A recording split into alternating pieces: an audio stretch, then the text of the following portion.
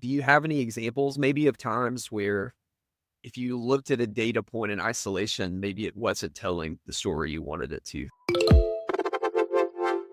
Yeah, I feel like we both probably have dozens. One that springs right to mind is we had an analyst, one of our best analysts was the opinion at the time and was leading the shift. And when we pulled individual metrics, we don't publish these because anytime a metric becomes a target, it changes behavior. But when we were looking internally and inspecting, we saw that this person's incidents that this person worked took longer than everybody else's. And so at the surface, that seems like maybe they aren't as good as we thought.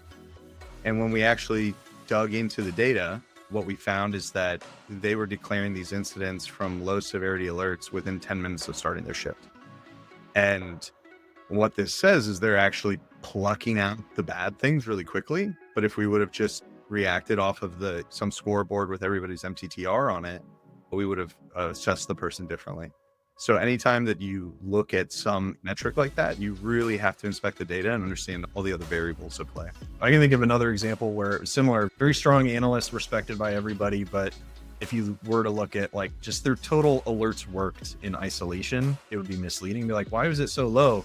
It was a similar but slightly different reason to the analyst Ben was speaking to, which is they were the first to arrive at the scene of the crime for incidents. They worked the most incidents by a mile. That can also come into play whenever we see people. There are things that fall outside of the spreadsheet, like this person is mentoring and training other analysts. So they're not working things themselves, but they're helping other people learn. You have to take those less tangible things outside of the data and consider them as part of the bigger picture.